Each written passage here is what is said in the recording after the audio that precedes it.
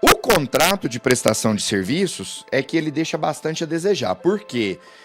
O contrato é onde traz as regras que vai viger entre as partes. E aí, nesse caso, nós percebemos que muitos campos que deveriam estar preenchidos estão em branco. Então aqui, ó, este contrato tem prazo de, não tem prazo, com início em, não tem início em. Tudo bem, o contrato prevê os motivos de rescisão, então pode rescindir por isso, isso, isso. Um dos motivos de rescindir o contrato é falta de pagamento. Só que um contrato como esse, não preenchido da forma como ele deveria ter sido, ele não tem validade, ele é nulo. Até porque a gente não pode dar credibilidade num documento que ele não está preenchido. A gente não sabe o que é formatado para o caso dele ou o que é uma cláusula geral que não tem validade. Então esse contrato, com essa previsão de rescisão, ela é nula por conta do contrato não ter sido preenchido corretamente. E mais, como ele alegou que as outras parcelas também foram pagas em atraso, 1, 2 dias, e a clínica sempre aceitou isso e nunca rescindiu o contrato, por que justamente na quarta, quando eles já estavam mais...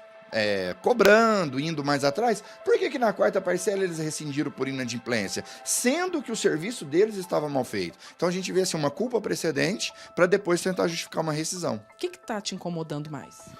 Olha, Marina, são vários motivos que eu posso dizer que é ruim. Primeiro, eu não posso comer, eu tô privado de comer coisa sólida porque machuca minha gengiva.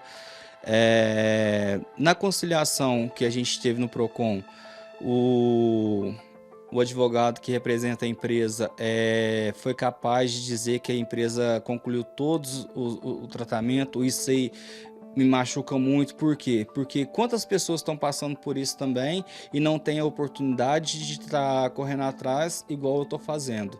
Então são vários fatores que me deixam triste, mas ao mesmo dá mais vontade de correr atrás do meu direito, porque como o doutor diz, o Código Consumidor está ali para ambas partes. Entendeu? Então é por isso que eu conto com a ajuda de vocês e com a ajuda da justiça, porque contra fatos não é argumento. Uma outra irregularidade que a gente repara nessa situação de consumo é que a Jaqueline, que é a parente dele, que está ajudando ele a resolver essa situação, o contrato está no nome dela. Por quê? Porque ela procurou a clínica, primeiramente o tratamento era para ela.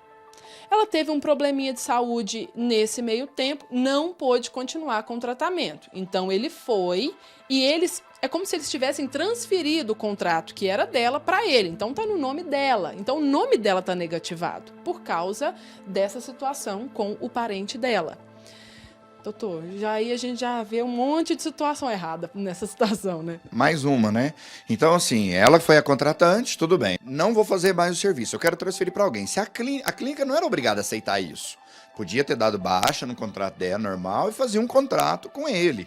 Mas se ela aceitou a transferência do crédito, ela tinha que ter feito, no mínimo, um adendo ou um outro contrato, alguma coisa, no nome dele. Ele passou a ser o responsável, não ela mais. Resultado, não fizeram. Ele começou o serviço com um contrato em nome dela e a alegada inadimplência acabou por negativar o nome dela, que não recebeu nem o início do serviço. Então, olha como que o negócio tá tudo errado. São várias idas até o consultório para tentar resolver, né? Sim, foram várias. Eu tentei conversar com eles e sem resultado nenhum, só ludibriando, empurrando com a barriga a situação.